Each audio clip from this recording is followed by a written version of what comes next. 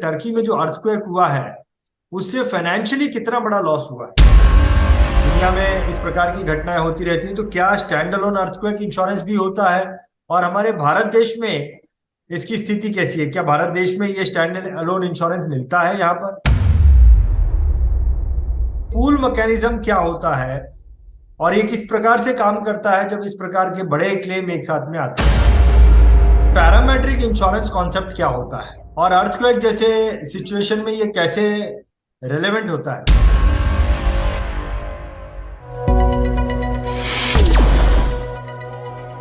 नमस्कार दोस्तों, insurance world this week में मैं रंजीत सिंह आपका एक बार फिर से बहुत बहुत स्वागत करता हूं। 6 फरवरी 2023 को टर्की में जो अर्थक्वेक हुआ उससे बहुत बड़ा इमोशनल लॉस तो हुआ, लेकिन साथ में फाइनेंशियल लॉस भी बहुत बड़ा हुआ। इससे इंश्योरेंस इंडस्ट्री में क्या फर्क पड़ा है, इसके बारे में इंश्योरेंस की दुनिया में रहने वाले लोगों को थोड़ी बहुत जानकारी होनी चाहिए। चलिए मिलते हैं मिस्टर मनोज पांडे जी से और टर्की के अर्थक्वेक से हुए इंश्योरेंस की दुनिया में जो बदलाव है उसको जानने की कोशिश करते हैं। मनोज पांडे जी, मैं आपका इंश्योरेंस वर्ल्ड दिस वीक के आज के इस एपिसोड में बहुत बहुत स्वागत करता हूँ। नमस्कार। थैंक यू रंजीत जी, नमस्कार। मनोज पांडे जी, टर्की में जो अर्थक्वेक हुआ है उससे कई सारे लोगों की जान मान का नुकसान तो हुआ है, जो कि बहुत ही दुखनीय है। लेकिन आज के इस एपिसोड में हम इंश्योरेंस से रिलेटेड, जो कि हम हमेशा करते भी हैं, उसके बारे में बातें करेंगे।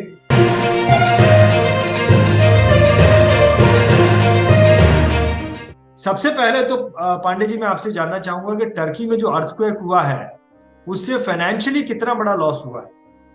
देखिए रंजीत जी, बहुत ही दुखद घटना है और जो खबरें अभी तक आ पा रही हैं, क्योंकि वो तो एक डिस्ट्रक्शन ऐसा है कि समय के साथ लोगों का जो जान माल का हानि होता है उसकी संख्या बढ़ती जाती है। जब असेसमेंट किया जाता है तो कितना लॉस हुआ है उसको बाद में ही मालूम हो पाता है। लेकिन जो अभी जो इंडिकेशन आ रहे हैं, लगभग 20,000 से ऊपर लोगों का डेथ हुआ है। और जिसको जान मतलब 20,000 हो गया, माल जिसको हम लोग जनरली कहते हैं जान माल की हानि, उसमें जो प्रॉपर्टी वगैरह का जो डैमेज हुआ है, ये उम्मीद की जा रही है कि ये फिगर लगभग 4 बिलियन यूएस डॉलर के आसपास ऑलरेडी पहुंच चुका है और मे भी इसमें 1 बिलियन डॉलर का और इजाफा हो सकता है। यहां मैं आपको बताना चाहूंगा कि लॉस होना एक अलग चीज है, लेकिन उस लॉस का इंश्योरेंस इंडस्ट्री पे कितना इंपैक्ट पड़ेगा वो एक अलग चीज हो जाती है। और इसको टेक्निकल भाषा में कहा जाता है economic loss and insured loss. तो अच्छा। जितना का जान माल का हानि हुआ वो एक इकोनॉमिक लॉस है, देश का उतना नुकसान हुआ है। लेकिन ये भी एक हकीकत है कि हर बिल्डिंग का, हर व्यक्ति का इंश्योरेंस कवर वहां नहीं होगा। इंश्योरेंस कंपनियों को सिर्फ वही क्लेम पेमेंट करना होगा जिस प्रॉपर्टी का इंश्योरेंस होगा, वही डेथ क्लेम पेमेंट करना होगा जिस व्यक्ति का बीमा होगा, उसी व्यक्ति के हॉस्पिटलाइजेशन का खर्चा देना होगा जो व्यक्ति का हेल्थ इंश्योरेंस होगा। तो ये एस्टिमेट की जा रही है कि लगभग जो इंश्योर्ड लॉस होगा, जो इंश्योरेंस कंपनी को जो लॉस होने जा रहा है, वो लगभग 1 बिलियन डॉलर। यानी यूं समझ लीजिए कि जितना का टोटल नुकसान हुआ है उसका 20 से 25% मैक्सिमम इंश्योरेंस कंपनियों के खाते में वो लॉस आएगा और इतना पेमेंट इंश्योरेंस कंपनियों को करना पड़ेगा समय के साथ। तो ये एक चीज हमेशा होती है, economic losses versus insured loss. तो लगभग 1 बिलियन डॉलर का ये अनुमान किया जा रहा है कि इंश्योरेंस इंडस्ट्री को इसकी झटका लगेगा या इनको पे आउट करना पड़ेगा। जनरली ये जो खबर आपने बोली, 4 बिलियन डॉलर का एक्चुअल इकोनॉमिक लॉस हुआ है, जो कि बढ़ के 5 बिलियन डॉलर भी हो सकता है, उसके अगेंस्ट में 1 मिलियन डॉलर ही लोगों का इंश्योर्ड था। आपको इससे हम क्या सीख ले सकते हैं? क्या वहां पे जो है वो टर्की में इंश्योरेंस बहुत कम है लोगों का, इस प्रकार का प्रॉपर्टी इंश्योरेंस? मैं तो कहूंगा कि शायद ज्यादा है। अगर 4 बिलियन में से अगर 1 बिलियन पेमेंट हो रहा है, इसका ये मतलब है कि 25% इंश्योरेंस का वहां मतलब कवरेज है। ये कोई गलत फिगर मुझे नहीं लग रहा है। हमारे देश में अगर इस तरह की शायद घटना हो तो शायद हमारे यहाँ तो 10-15% भी इंश्योर्ड लॉस होगा कि नहीं होगा, मुझे इस बात का डाउट होगा। तो ये अच्छा। फिगर गलत नहीं है, वर्ल्ड एवरेज के आसपास ही है। और हम मेरा अपना ये गट फीलिंग है कि हमारी इंडियन कंडीशन से तो शायद बेहतर कंडीशन है। देखिए वो छोटी कंट्री है साइज के हिसाब से, मतलब इंडिया से अगर आप तुलना करते हैं तो वहाँ इंश्योरेंस का मुझे लगता है कि जो कंसेप्ट है वो हमसे ज्यादा एक्सेप्टेबल है वहाँ, खास करके प्रॉपर्टी वगैरह में। बीइंग ए मुस्लिम कंट्री में भी लाइफ इंश्योरेंस का वहाँ उतना प्रचार प्रसार या उतना एक्सेप्टेंस नहीं हो, लेकिन कम से कम प्रॉपर्टी में तो लग रहा है कि वहाँ स्थिति हमसे बेहतर है।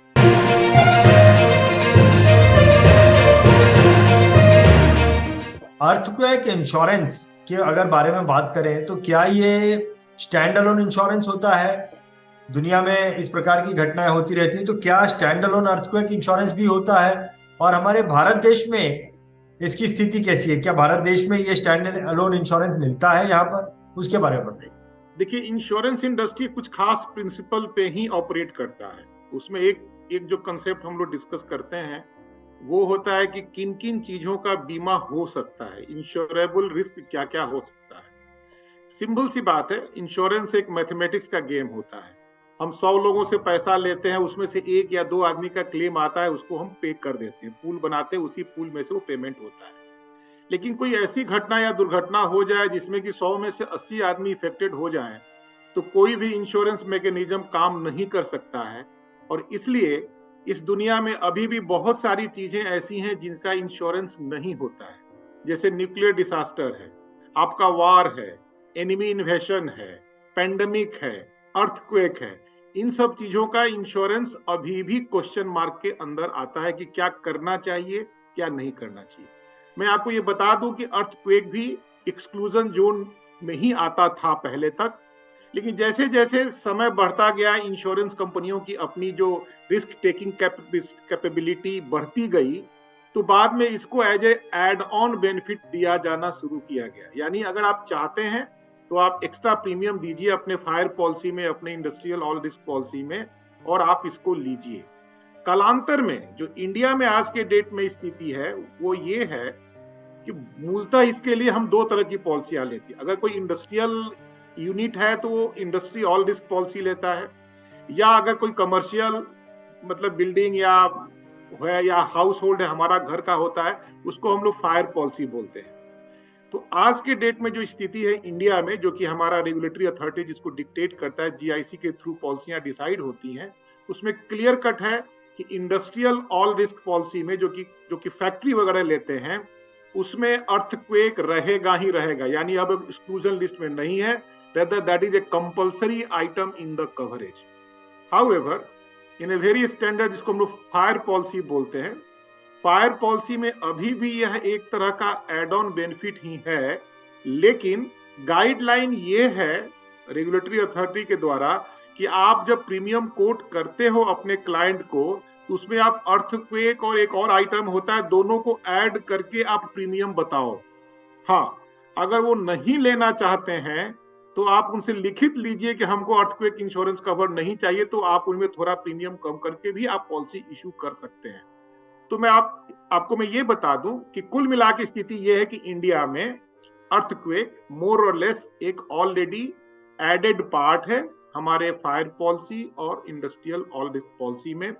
अभी हाल में 2 साल पहले IRDA ने स्टैंडर्ड पॉलिसी बनाई गृह सुरक्षा और सूक्ष्म और लघु उद्योग करके। बेसिकली ये MSME सेक्टर और हमारे घरेलू इंश्योरेंस के लिए बनाई गई है।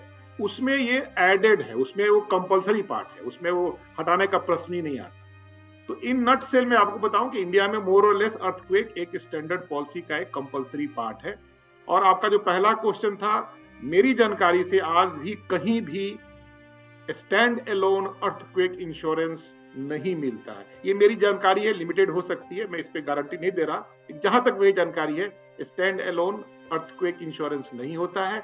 It is always a part of the bigger policy. Earthquake में जब लोगों की लाइफ का नुकसान होता है, हेल्थ का मेडिक्लेम आता है, तो क्या ये उसमें कवर होता है पांडे जी?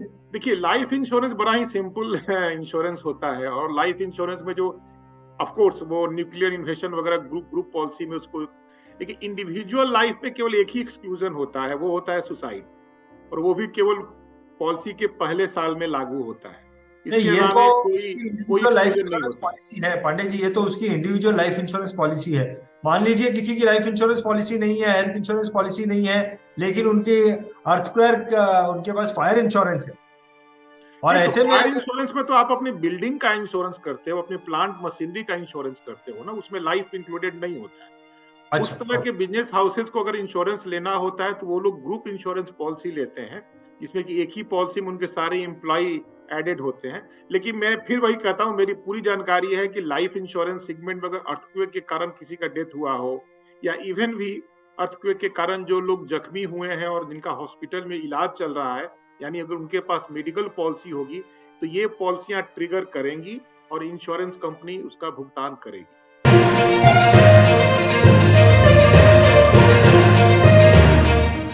एक हमने पूल मैकेनिज्म के बारे में कुछ सुना है, उसके बारे में थोड़ी जानकारी दीजिए। पूल मैकेनिज्म क्या होता है और ये किस प्रकार से काम करता है जब इस प्रकार के बड़े क्लेम एक साथ में आते हैं?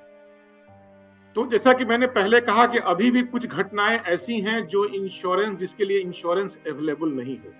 न्यूक्लियर डिसास्टर एक ऐसा मतलब खतरा है जिसमें बहुत ही मास स्केल पे लोगों का डैमेज होगा, मास स्केल पे डेथ होता है, तो इंश्योरेंस कंपनियां उसको बियर नहीं कर सकती हैं। मैंने ये भी कहा आपसे कि अर्थक्वेक भी पहले एक्सक्लूजन ही होता था, लेकिन समय के साथ चूंकि अब कैपेसिटी बढ़ गई इंश्योरेंस कंपनी को, तो पहले एड ऑन के रूप में आने लगा, बाद में अब तो खैर इंडिया में कम से कम उसको सम्मिलित ही कर लिया गया है।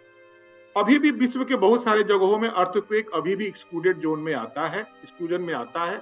और इसलिए, लेकिन ये भी एक हकीकत है कि कहीं ना कहीं कुछ तो व्यवस्था होनी चाहिए ना, कि अगर इस तरह का कोई डिसास्टर होता है तो लोगों को कुछ इंटरिम रिलीफ मिले। इस चीज को हल करने के लिए, जो कि प्रॉपर इंश्योरेंस में नहीं आता है, ये पूल बनाया जाता है। पूल का मतलब ये हो गया कि इंश्योरेंस कंपनियां जो प्रीमियम उस घटना के लिए एड ऑन के रूप में कलेक्ट करती हैं, वो इंश्योरेंस कंपनी के पास प्रीमियम नहीं जाता है, वो एक पूल में चला जाता है जो कि इंडस्ट्री लेवल पे या कंट्री लेवल पे उसको मैनेज किया जाता है। और गाहे बिगाहे अगर उस घटना से, उस पेरिल से लॉस होता है, तो जो क्लेम का जो पेमेंट होगा वो इंश्योरेंस कंपनी के बही खाते से नहीं होगा, बल्कि उस पूल से ही लेकर के दिया जाएगा। मैं आपको एग्जांपल से बताता हूं। इंडिया में 26/11 जो बॉम्बे में जो घटना हुई थी, टेररिज्म का जो घटना हुई थी, जिसमें लगभग 200 लोग मारे गए, ताज होटल, ओबेरॉय होटल को बहुत लॉस हुआ था, उसके पहले इंडिया में टेररिज्म कवर था ही नहीं। यानी टेक्निकली उस घटना के क्लेम को पेमेंट करना कंपनियों के लिए बाध्यता नहीं थी। लेकिन खैर इंडस्ट्री ने अपना दिल दिखाया और उन्होंने क्लेम को सेटल किया, वो एक अलग बात है। सरकार का भी हो सकता है प्रेशर रहा हो, लेकिन उसके बाद कंपनियों ने कहा कि भैया ये तो नहीं हो सकता है, टेररिज्म की घटनाएं इंडिया में उसमें बहुत हो रही थी। तब उस समय टेररिज्म पूल बनाया गया। यानी जब भी हम कोई fire policy, industrial all risk policy बेचते हैं, तो उसमें एक छोटा सा सरचार्ज कह लीजिए, जैसे पेट्रोल पे एजुकेशन सेस लगता है, सफाई सेस लगता है, उसी तरह से टेररिज्म के नाम पे एक छोटा कंपोनेंट कलेक्ट किया जाता है और वो पैसा कंपनी के पास नहीं रहता है, वो पूल के पास चला जाता है, जो कि जीआईसी री इंडिया में उसको मैनेज करती है। जहां तक मेरी जानकारी है, लगभग उस पूल का अब जो फाइनेंशियल स्ट्रेंथ है, शायद 1500-1600 करोड़ रुपए आज तक उसमें इकट्ठा हो चुके हैं। अच्छी बात यह रही कि उस टेररिज्म घटना के बाद इंडिया में कोई बहुत बड़ा कोई टेररिज्म अटैक वगैरह हुआ नहीं, इसलिए वो पुल बनता जा रहा है। लेकिन खुदा ना खास्ते कोई अगर इस तरह का अटैक हो, तो इंश्योरेंस कंपनी को पेमेंट क्लेम नहीं करना है, शुरू में दे देगी, लेकिन वो रिकवर कर लेगी उस पुल की व्यवस्था से। मैं यहां बताना चाहूंगा, अच्छी बात यह है कि टर्की में जो यह अर्थक्वेक आया है, वहां ऑलरेडी अर्थक्वेक से होने वाली घटना के लिए एक पूल की व्यवस्था है। और उस पूल की व्यवस्था का जो कैपेसिटी है वो लगभग 2.5 बिलियन यूएस डॉलर है। यानी जिस 1 billion US dollar insured loss की हम लोग बात कर रहे थे, ये संभव है कि इंश्योरेंस कंपनियों के पास से वो पेमेंट नहीं जाएगा, वो पेमेंट उस पूल से आएगा। इस लिहाज से मैं कहा कि शायद टर्की में ये जो इंश्योरेंस की व्यवस्था है, शायद हम लोगों से भी बेहतर है। तो ये पूल होता है कि मतलब इस तरह, अब न्यूक्लियर पूल है, न्यूक्लियर पूल की व्यवस्था की जाती है। अभी आपको जब इंडिया और अमेरिका में जब न्यूक्लियर के बारे में जब वो मनमोहन सिंह सरकार के समय जब दिक्कतें हो रही थी, तो वो लोग कह रहे थे कि हम आपके यहाँ आएंगे, लेकिन अगर न्यूक्लियर डिसास्टर होगा तो हम लोग लाइबिलिटी नहीं लेंगे। उस वक्त न्यूक्लियर पूल भी बनाया गया था, वो अभी भी कंटिन्यू कर रहा है। इंडिया में 3 पूल ऑपरेटिव है, न्यूक्लियर, टेररिज्म और थर्ड पार्टी जो ये मोटर इंश्योरेंस वाला जो एक पूल है, वो भी पूल है। तो 3 पूल इंडिया में ऑपरेट हो रहा है आज के दिन।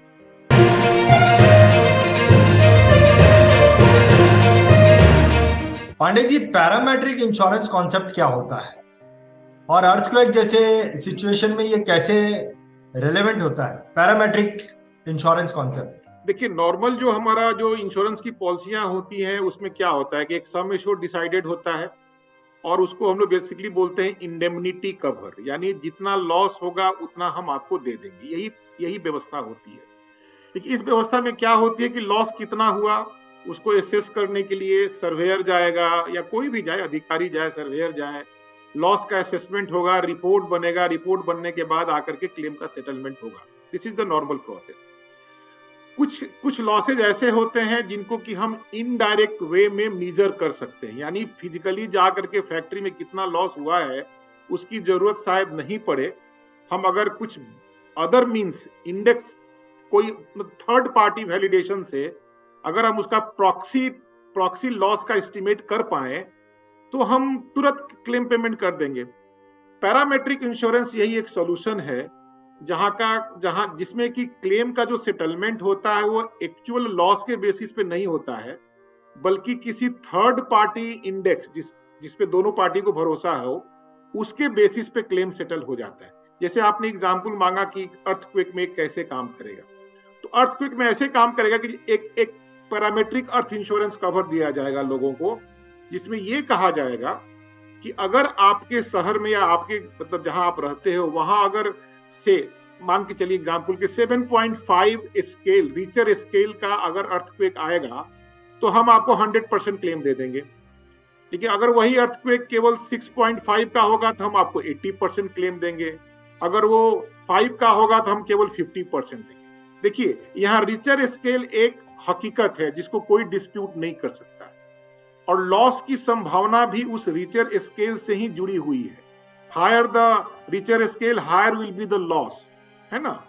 तो इसमें क्या फायदा होता है कि घर जाकर के डैमेज देखने की कोई जरूरत नहीं है। तो उस जगह पे उतना रिचर स्केल आया है तो जितने की पॉलिसी है उतना परसेंटेज क्लेम हम इमीडिएटली रिलीज कर पाएंगे। बार में भी यही होता है, या जो कृषि जो क्रॉप इंश्योरेंस होता है उसमें हम सैटेलाइट से पिक्चर लेकर के देख सकते हैं कि आसपास में, यानी एक तरह से क्विक सेटलमेंट का एक तरीका होता है जिसमें कि डिले नहीं है। अब अर्थक्वेक जैसे माहौल में जहां की लोगों के घर टूट गए हैं, तुर्की में हुई ठंड का भी मौसम है, लोगों को तुरंत रिलीफ चाहिए।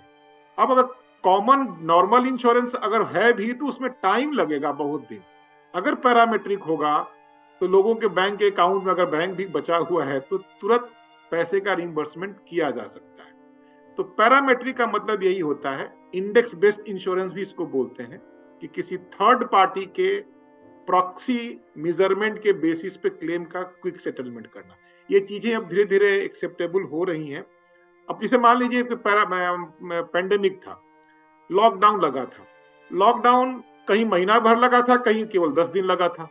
तो अगर महीना भर लगा है तो उसको ज्यादा क्लेम मिलेगा, जिसको 10 दिन लगा है वो कम। अब लॉकडाउन जो लगाया सरकार ने वो तो एक फैक्ट है जो दोनों पार्टी एग्री करेगी, तो proportional to the trigger claim का सेटलमेंट मतलब उसी हिसाब से किया जाता है। This is a very noble, अभी ये डेवलपिंग एरिया है और इसमें बहुत संभावनाएं हैं कि बहुत सारे चीजों में इसको किया जा सकता है। सो पांडे जी, ये जो घटना हुई है टर्की में, ये बहुत ही दुखनीय घटना है। दो तरह के लॉसेस यहाँ पर हुए हैं। एक तो इमोशनल लॉस हुआ है, जिसे आपने बताया करीबन 20,000 से ज्यादा लोगों की डेथ हो चुकी है, और भी कई तरह के लॉसेस इमोशनली हुए हुए होंगे, कई लोगों के एक्सीडेंट हो गए होंगे, हॉस्पिटल में होंगे।